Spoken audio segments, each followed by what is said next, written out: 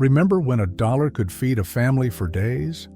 Our grandparents lived through times when every penny mattered, and they developed wisdom about money that we've largely forgotten in our disposable culture. Today we're exploring 25 frugal living tips that helped previous generations not just survive, but thrive on less. Let's start with using every last scrap of food. Nothing edible ever hit the trash in our grandparents' kitchens. That chicken carcass from Sunday dinner? It became Monday's soup stock, simmering for hours with vegetable scraps that modern cooks toss without thinking. Potato peels were fried into crispy snacks, apple cores became jelly, and even watermelon rinds were pickled for winter eating. They saved bacon grease in a tin on the stove, using it to season vegetables and fry eggs for weeks. Stale bread became bread pudding, French toast, or breadcrumbs. Coffee grounds fertilized the garden, eggshells went to the chickens or compost, and bones were boiled multiple times until every bit of nutrition was extracted. This wasn't just thriftiness, it was respect for food and the labor that produced it. Today, we throw away nearly 40% of our food supply, spending thousands annually on groceries that end up in landfills. Cooking from scratch with basics. Grandma's pantry looked nothing like our modern cabinets stuffed with specialty items and convenience foods. She kept flour, sugar, salt, baking powder, oats, dried beans, rice, potatoes, and whatever vegetables were in season or preserved. From these simple ingredients, she could create hundreds of different meals. A bag of flour became bread, biscuits, pancakes, pie crusts, dumplings, and gravy. Dried beans weren't just beans, they were soup bases, sandwich spreads, and meat substitutes. Oatmeal wasn't just breakfast. It stretched meatloaf, thickened soup, and became cookies. They understood that processed foods cost 3 to 5 times more than basic ingredients. A loaf of bread cost pennies to make at home versus dollars at the store. That box of pancake mix? Just flour with a few additions you already had. They knew the real cost wasn't just money, but health, as their scratch cooking avoided the preservatives, excess sugar, and chemicals in processed foods. Planning meals around sales. Our grandparents didn't decide what to eat based on cravings or convenience. They built their weekly menus around what was on sale, in season, or abundant in their gardens. When chickens were 10 cents a pound, that week featured roast chicken, chicken soup, chicken salad, and chicken pot pie. If green beans were coming in heavy from the garden, they appeared at every meal prepared different ways. They studied grocery store circulars like battle plans, knowing exactly when stores marked down meat, when bakeries discounted day-old bread, and which days produced the best deals. Menu planning wasn't restrictive, it was creative problem-solving. How many ways could you prepare potatoes when they were 5 pounds for a quarter? This approach meant they rarely paid full price for anything and never wasted food, because everything was purchased with a specific purpose, growing a backyard or porch garden. Even in cities, our grandparents found space to grow food. Victory gardens during World War II proved that small plots could significantly supplement a family's food supply. A 10x10-foot garden could produce hundreds of pounds of vegetables annually. Apartment dwellers grew tomatoes in window boxes, herbs on fire escapes, and potatoes in barrels. They understood that a packet of seeds costing pennies could yield dollars worth of produce. One tomato plant might produce 10 to 15 pounds of fruit, worth $20, $30 at today's prices.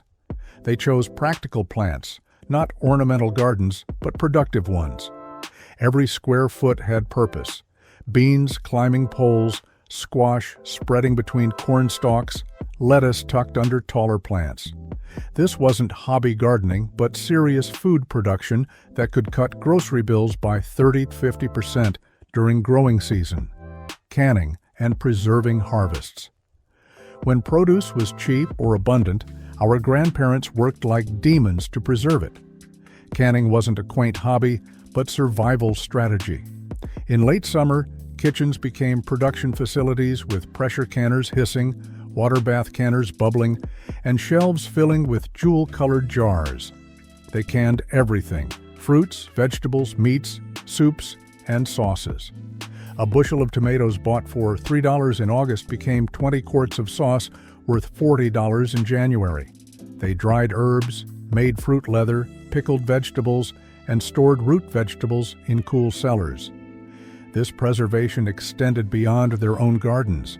They'd buy cases of peaches or corn when prices bottomed out, spending entire weekends processing food for winter. The investment in jars and equipment paid for itself within one season, and those same jars were used for decades, buying in bulk, not in bits. Our grandparents understood unit pricing long before stores displayed it. They bought flour in 25-pound sacks, sugar in 10-pound bags, and rice in massive quantities. Buying bulk meant better prices, sometimes half the per-pound cost of smaller packages, but it went beyond just groceries. They bought soap by the case, toilet paper by the gross, and split large purchases with neighbors. Storage wasn't a problem because they used what they bought. That 25-pound flour sack was empty within a month from daily baking. They joined buying clubs, shopped at restaurant supply stores, and formed cooperatives with neighbors to access wholesale prices. This approach required upfront investment and storage space, but the savings were substantial, often 40–50% less than buying small quantities weekly. Sewing, mending, and darning clothes. Every home had a sewing basket, and everyone knew basic repairs. A missing button, ripped seam, or small hole was fixed immediately before damage worsened. Darning socks was a weekly chore, extending their life by years. They reinforced elbows and knees before they wore through, patched pants invisibly, and turned collars on shirts to double their life. This wasn't considered poverty, but good sense. A quality wool coat, properly maintained, lasted decades. Shoes were expensive, so they were carefully maintained, polished weekly, and resold repeatedly. Children learned these skills young, with girls and boys alike knowing how to thread a needle, sew on buttons, and perform basic repairs. The few cents spent on thread and patches saved dollars on replacements, hand-me-downs, and clothing swaps. Clothes moved through families and communities like a slow river. The eldest child's outgrown clothes went to younger siblings, then cousins, then neighbors. Churches and communities organized clothing swaps where families brought outgrown items and took what they needed. There was no shame in wearing hand-me-downs. It was expected and practical. Baby clothes might dress a dozen infants before wearing out. School clothes were carefully preserved to pass along. Even adult clothes circulated. A good suit or dress could serve multiple people for special occasions. This system meant children's clothing expenses were minimal despite rapid growth. Families with older children supplied those with younger ones, who in turn passed along toys and baby equipment. This informal economy kept everyone decently dressed for a fraction of retail cost, turning worn textiles into new items. Nothing fabric was ever truly discarded. Worn sheets became dish towels, then cleaning rags, then stuffing for pillows. Old dresses transformed into aprons, quilts, or children's clothes. Feed sacks, which came in attractive prints, became everything from underwear to curtains. They saved buttons, zippers, and trim from worn-out clothes to repair others. Wool sweaters were unraveled and re-knitted into new items. Even the smallest scraps found purpose in quilts or braided rugs. This complete life cycle of textiles meant a single piece of fabric might serve a family for decades in various forms. They understood that fabric was valuable. It took resources to grow cotton, process it, weave it, and dye it. Throwing it away was like throwing away money, line-drying laundry to save power. Electric dryers were luxury items, and even those who owned them used them sparingly. Clotheslines stretched across yards, between buildings, and in basements. Clothes dried by sun and wind smelled fresher, and lasted longer without high heat damage. In winter, clothes freeze-dried on lines or hung in basements near furnaces. The savings were significant, avoiding the dryer could cut electricity bills by 10 to 15%. But beyond energy savings, line drying preserved fabric integrity. Elastic lasted longer, colors stayed brighter, and clothes didn't shrink or pill from tumbling.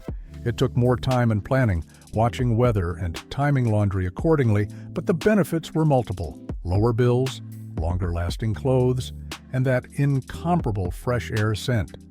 Using cash and envelopes for budgeting. Before credit cards and automatic payments, our grandparents used the envelope system. When they cashed their paychecks, money was immediately divided into labeled envelopes: rent, groceries, utilities, savings. When an envelope was empty, spending in that category stopped.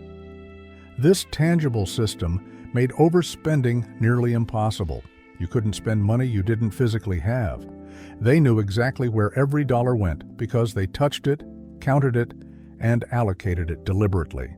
There were no mysterious charges, no forgotten subscriptions, no interest payments eating their income. This system forced prioritization and revealed spending patterns clearly. Many kept detailed ledgers, recording every expense to track where money could be saved. This cash-based living meant they accumulated savings rather than debt, avoiding debt except for essentials. Our grandparents viewed debt as borderline shameful, using credit only for homes or farms, productive assets that built wealth. They saved for purchases, even large ones, rather than financing them. If they couldn't afford something, they didn't buy it or found alternatives. Cars were purchased used with cash saved over years. Furniture was bought piece by piece as money allowed, often second-hand. They understood that interest was money thrown away, enriching lenders while impoverishing borrowers. Store credit was used strategically and paid immediately. They'd witnessed neighbors lose farms and homes to debt during the Depression, learning that owing money meant vulnerability. This debt aversion meant slower accumulation of possessions, but faster accumulation of wealth. Repairing before replacing. The default response to anything broken was to fix it, not replace it. Every household had basic tools and someone who knew how to use them. Appliances were built to be repaired with accessible parts and service manuals. A washing machine might be rebuilt multiple times over 30 years. Shoes were resoled, watches were serviced, and furniture was reglued and refinished. They developed relationships with repair people, the cobbler, the appliance man, the seamstress, supporting local businesses while saving money. Children learned by watching and helping, gaining skills and understanding how things worked. This repair mentality meant possessions lasted decades instead of years. Quality items were purchased initially because they could be maintained indefinitely. Making homemade cleaners.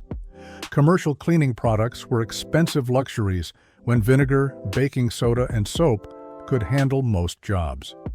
White vinegar cleaned windows, removed mineral deposits, and deodorized. Baking soda scrubbed sinks, freshened carpets, and cleaned ovens. Bar soap was grated and dissolved for laundry, dishes, and general cleaning. Lemon juice bleached stains and freshened cutting boards. These simple ingredients cost pennies compared to specialized cleaners. They mixed their own furniture polish from oil and vinegar, made laundry soap from washing soda and borax, and used newspaper for streak-free windows. Not only were these cleaners cheaper, they were safer around children and pets. The money saved on cleaning products over a year could equal a month's groceries, reusing jars, tins, and containers. Every glass jar, tin can, and sturdy container found second life. Mason jars stored leftovers, organized hardware, and held homemade goods. Coffee cans became planters, storage containers, and lunchboxes. Cloth flour sacks were washed and used for dish towels, clothing, and bags. Nothing that could hold something else was discarded. they understood that packaging was a significant cost built into products. Why buy storage containers when every purchased item came with one? Garages and basements had neat rows of labeled jars and cans holding screws, nails, buttons, and countless small items. This organization system cost nothing but saved time and money by keeping everything accessible and visible. Using the library as entertainment. The public library was entertainment central for frugal families. Books, newspapers, and magazines provided endless free entertainment and education. Many libraries also offered lectures, classes, and children's programs. As libraries evolved, they added record players, movie projectors, and later videos. Families spent entire Saturday afternoons at the library, children in story time, while adults read periodicals they couldn't afford to buy. Libraries also provided crucial resources, tax forms, phone books, reference materials that would cost significant money to purchase. The library card was the most valuable piece of plastic before credit cards existed. It represented access to knowledge, entertainment, and community resources without spending a cent. Batch cooking and freezing meals. Sunday cooking marathons prepared food for the entire week. Large pots of soup, stew, or beans were divided into portions and frozen. When ground beef went on sale, they'd buy 10 pounds, cooking it all and freezing meal-sized portions for quick dinners. Batch cooking saved money through bulk buying, reduced energy use by cooking once instead of daily, and prevented expensive takeout purchases when time was short. They made double or triple batches of labor-intensive foods like meatballs, sauce, or pie crusts, freezing extras for future meals. This approach required planning and freezer space, but paid off in both money and time savings. A few hours of concentrated cooking could provide dozens of meals at a fraction of restaurant prices. Keeping a strict, use-it-up mindset. Waste was almost sinful in our grandparents' homes. Toothpaste tubes were cut open to scrape out the last paste. Soap slivers were pressed together to form new bars. Ketchup bottles were rinsed with vinegar for salad dressing. They diluted dish soap and shampoo when bottles ran low, getting extra weeks of use. Pencils were used until they couldn't be held. Paper was written on both sides. This mindset extended beyond products to time and opportunities. They used waiting time for mending or knitting, used cooking heat to warm houses, and used sunny days for laundry and preservation. Nothing was considered empty or used up until every bit of value was extracted. Turning down the thermostat and layering. Indoor temperatures that would seem unbearable now were normal then. Thermostats stayed at 60-65 degrees in winter, with families wearing sweaters, using lap blankets, and gathering in one warm room. At night, temperatures dropped further, with everyone under piles of handmade quilts. They heated people, not spaces, using hot water bottles, heated bricks wrapped in towels, and later electric blankets. Unused rooms were closed off, with towels under doors to prevent heat loss. In summer, they used fans, opened windows at night, and closed curtains during hot days, rather than running expensive air conditioning. These habits could cut heating and cooling costs by 30-50%, savings that accumulated to significant sums annually. Simple, low-cost home entertainment. Entertainment didn't require expensive outings or equipment. Families gathered around radios for favorite programs, making it an event with popcorn and anticipation. Card games like Rummy, Hearts, and Pinochle provided nightly entertainment. Board games were played repeatedly, becoming family traditions. They made music themselves with pianos, guitars, and singing. Reading aloud was common entertainment, with families working through classic novels together. Seasonal activities like sledding, swimming holes, and picnics cost nothing but created lasting memories. Church socials, community dances, and potluck dinners provided social entertainment without individual expense. They understood that entertainment's value wasn't in its cost, but in shared experience and connection. making gifts instead of buying. Handmade gifts were standard and valued more than store-bought items. Grandmothers knitted sweaters, scarves, and blankets for birthdays and Christmas. Grandfathers built toys, furniture, and useful items in basement workshops. They canned special preserves, made favorite cookies, and created photo albums as gifts. These presents required time and skill rather than money, making them accessible regardless of financial situation. Children made gifts too: drawings, simple crafts, and baked goods. The effort and thought in handmade gifts made them treasured keepsakes. Many families still have quilts, furniture, or recipes passed down through generations, valuable beyond any monetary measure. Sharing tools and skills with neighbors. No one owned every tool or possessed every skill, so communities shared resources. One neighbor might own a pressure canner, another a tile saw, another a pickup truck. Instead of everyone buying rarely used expensive tools, they borrowed and lent freely. Skills were bartered too. The neighbor who could fix cars traded repairs for the one who could do electrical work. Women exchanged childcare, allowing each to work or run errands without paying sitters. This informal economy strengthened communities while saving everyone money. Trust was essential, and reciprocity expected. The person who borrowed the latter helped when the lender needed hands for a project, avoiding wasteful, single-use items. Disposable products were almost unknown and would have seemed absurdly wasteful. They used cloth napkins, real dishes, and actual silverware, even for picnics. Cloth diapers were standard, washed and reused hundreds of times. Handkerchiefs lived in every pocket instead of tissues. Razors had replaceable blades, pens were refillable, and even batteries were sometimes rechargeable. The initial investment in durable goods paid off quickly versus constantly buying disposables. They carried cloth shopping bags, used waxed paper that could be wiped clean and reused, and saved wrapping paper from gifts to use again. This mindset reduced both expenses and trash, with most families producing only a fraction of today's average waste. Cooking one pot and stretch meals. Meals were designed to feed many on little, stretching expensive ingredients with cheap ones. A small amount of meat flavored a large pot of beans or soup that fed the family for days.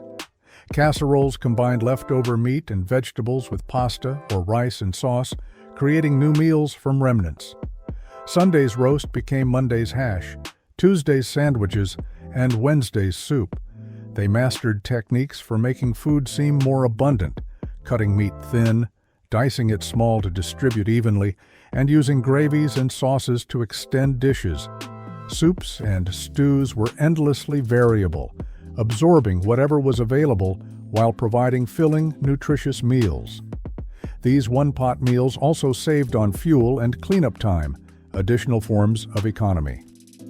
Living below their means on purpose. Perhaps most importantly, our grandparents deliberately lived below their income level. They bought modest homes they could afford, not the maximum banks would lend. Cars were practical transportation, not status symbols, kept running for decades through careful maintenance.